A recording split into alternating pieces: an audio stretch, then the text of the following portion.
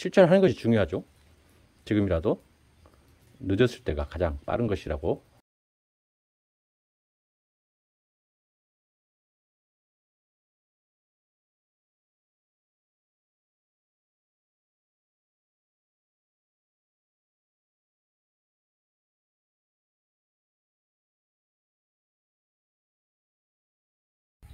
오늘의 영상의 주제는 겨울꽃의 대표, 즉 꼬당배추의 번식의 방법입니다. 번식의 방법 첫 번째는 이러한 종자를 이용을 해서 이렇게 포트나 또 화분에 심어서 번식하는 방법입니다. 또한 두 번째로 소개해 드릴 번식의 방법은 이러한 새순을 이용을 해서 이렇게 삽목을 하는 방법입니다. 지금 삽목을 해서 현재 자라고 있습니다만 뿌리를 금방 내립니다. 그래서 종자의 번식보다는 약간의 커다란 꼬당배추를 빠르게 생산해낼 수 있다는 장점이 있습니다. 꼬당배추의 번식의 주요 방법은 이렇게 종자를 이용하는 방법이 있습니다. 이 종자는, 이 꼬당배추는 유럽이 원산지이고 일본에서 꼬당배추의 어떤 품종 개량이 많이 이루어지고 있습니다. 그래서 지금 이것은 지금 레드, 이것은 지금 핑크, 이게 화이트의 어떤 혼합 품종입니다. 즉 이렇게 종자가 아주 미세하죠. 지금 보시면 미세한데, 이것을 한번 이 포트에 이렇게 하나씩 심어서 가꾸는 방법이 있겠죠. 지금 이렇게 저는 이렇게 일반적으로 이렇게 이러한 곳에 지금 물을 넣어서 이렇게 흙과 화분이 이렇게 안정되게 한 다음에 씨를 뿌린 다음에 다시 상토를 이 씨앗의 두께만큼 이렇게 덮어주는 경우가 있습니다. 그러면 이것이 지금 1mm에서 2mm 정도 되는데요. 그만큼 얇게 흙을 덮어주는 방법이 있습니다만, 저는 이번에 이렇게 흙을 덮지 않고 그냥 이렇게 덮어주는, 이렇게 눌러주는 방법을 선택을 하도록 하겠습니다. 지금 예를 들어서 이렇게 씨앗이 있습니다. 씨앗을 가운데에 두고 이렇게 눌러주는 방법으로 해서 그냥 끝내는 방향으로 이렇게 하도록 하겠습니다. 그리고 이곳에 신문지를 덮어서 하루 이틀 관리한 다음에 바로 햇빛으로 옮겨서 건강하니 자라도록 하겠습니다. 이것이 꼬당배추의 일반적인 번식의 방법의 하나입니다. 씨앗을 뿌리고 이틀이 지난 영상입니다. 꼬당배추는 발화율이 좋습니다.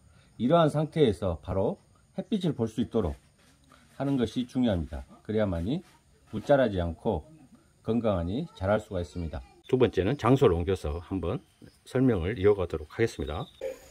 지금 보시고 있는 꼬당배추는 제가 2년째 가꾸고 있는 다년생으로 키우고 있는 꼬당배추입니다. 이 꼬당배추는 핑크 계통의 꼬당배추인데요. 이것을 제 손바닥 크기 정도 이렇게 크기의 꼬당배추입니다만, 이 줄기를 5, 6cm 정도 잘라서 이렇게 삽목을 하게 되면 이 핑크빛 그대로의 부모의 유전 형질을 그대로 닮은 꼬당배추, 핑크빛의 꼬당배추가 다시 만들어진다는 말씀을 드리겠습니다. 지금 이렇게 새순을 이렇게 지금 잘라왔습니다. 그래서 한번 이 화분에 삽목하는 방법을 한번 실현을 직접 시범을 보이도록 하겠습니다. 일단은 지금 이 부분, 줄기의 아랫부분에서 이렇게 대각선으로 자르는 것이 일반적입니다. 이렇게.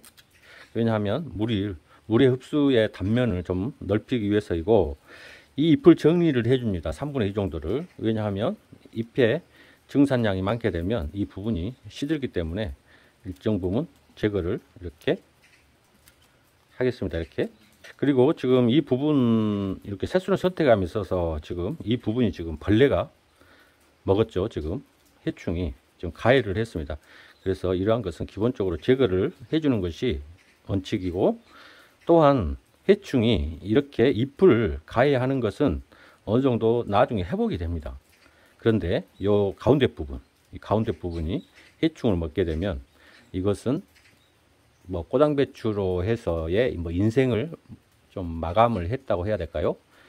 이 부분이 아주 중심적인 부분이 해충의 가해를 받게 되면, 그래서 이 중심 부분이 건전한 잎을 고르는 것이 중요합니다.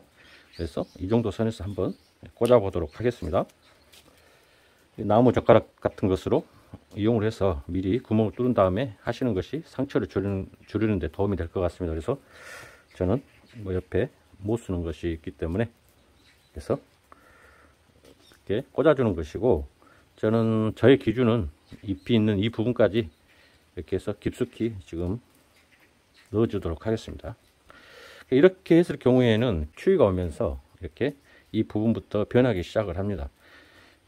이 부분에는 물을 흠뻑 주시는 것이 중요하고, 한 2주일 정도는 그늘에서 관리를 하시다가 정상적으로 햇빛이 드는 곳으로 차츰차츰 이렇게 익숙해질 수 있도록 하면서 옮기는 것이 또한 중요하다 하겠습니다. 그렇게 되면 12월 초부터는 이렇게 크게 되죠. 이것이 이렇게 크게 되고, 또 이것이 컬러풀하니 핑크, 퍼플, 화이트 색으로 잎이 변해지면서 겨울을 아름답게 가꿔줄 수 있다고 생각을 합니다.